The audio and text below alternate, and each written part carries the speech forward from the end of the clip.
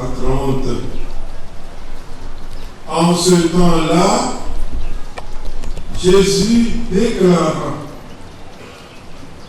mes brebis écoutent ma voix. Moi, je les connais et elles me suivent. Je leur donne la vie éternelle, jamais elles ne périront. Et personne ne les arrachera de ma main.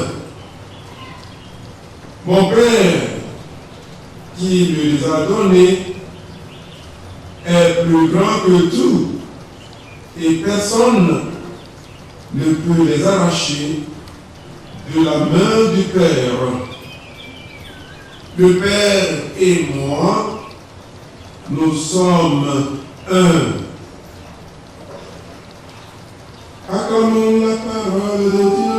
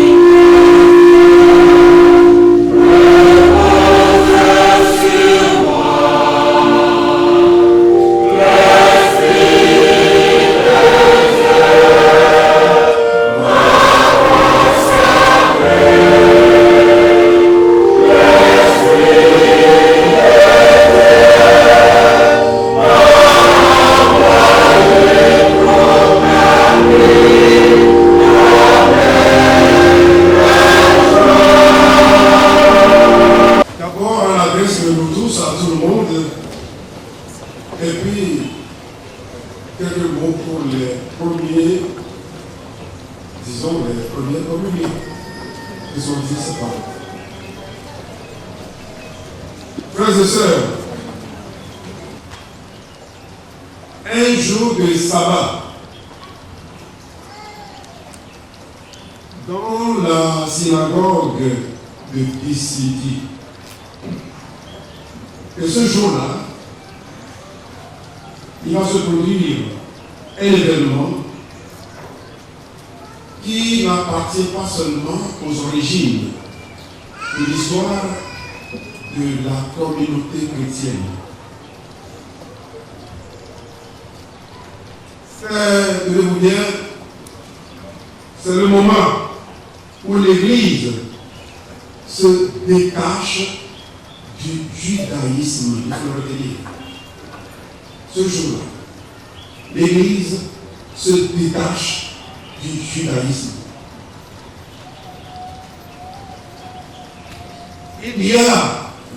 Il y a dans cette synagogue des femmes pieuses de haut rang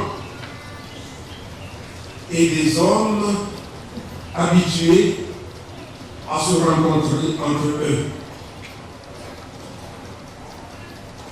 Ils forment un groupe très uni de personnes qui croient dans le Dieu unique. C'est une chose belle et singulière dans cette terre habitée par des païens et des incroyants.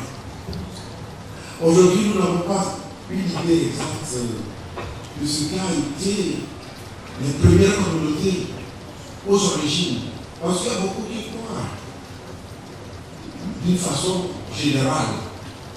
Même dans nos villages les plus reculés, avec les médias, radio et portables, tout ça là, on entend les gens religieux, les pasteurs qui prient ici, qui parlent ici. Alors, à l'époque là, petite communauté de croyants dans un monde de païens et d'incroyants. Imaginez-vous, figurez-vous un petit peu dans quelles conditions ce petit groupe-là pourrait vivre dans ce monde entre de païens, de paganisme, de vaudou, de léba. Et alors, à Antioche de Pisidie, donc, il y avait des gens, un groupe de femmes, d'hommes, croyants, Dieu. Et Paul et Barnabé vont s'introduire dans leur réunion, dans cette réunion de personnes religieuses et croyantes. Ils vont parler. Et puis, ce groupe-là, très attentif, s'attache au Seigneur. Alors le sabbat suivant, c'est toute la ville. C'est toute la ville, presque toute la ville se rassemble pour écouter Paul et Barnabé. Ce que voyant les Juifs, animés de haine et de jalousie, eh bien, ces Juifs-là ont trouvé la chose très mal. Ils ont commencé par insulter directement Paul pendant qu'il prêchait. Vous savez, quand on parle du monde païen, est-ce que vous n'avez pas ce que ça représente? Bon, en tout cas, je vais continuer. Je reviendrai là-dessus. C'est une foule désireuse d'entendre l'annonce évangélique. Ceux qui sont venus, ils veulent écouter l'annonce évangélique. Et les Actes des Apôtres nous rapportent que quand les Juifs virent tant de monde, ils furent saisis de jalousie et se mirent à répondre aux paroles de Paul par des insultes. C'est la première lecture de Paul. Cet épisode lointain dans le temps se répète en fait à chaque génération selon des modalités différentes. En fait, les croyants de la synagogue d'Antioche représentent en quelque sorte tous ceux qui croient connaître et posséder la parole évangélique au point de ne plus éprouver le besoin de l'écouter. Et de toute façon, ils ne l'écoutent pas avec le cœur, n'étant pas disposés à changer. Ils ne sont pas disposés à changer. Jésus a dit, mes brebis écoutent ma voix. Moi je les connais et elles me suivent. Être fidèle au Seigneur, c'est écouter sa voix et le suivre chaque jour là où il nous conduit. Tout le contraire est de rester assis paresseusement et orgueilleusement dans la synagogue d'Antioche. À celui qui l'écoute et le suit, Jésus promet la vie éternelle. En ce dimanche, l'Église nous invite à prier pour les vocations. Vocation au mariage, à la vie consacrée, prêtrise, religieuse. Car nous devons tous nous ouvrir au souffle de la charité universelle qui caractérise l'évangile chrétien.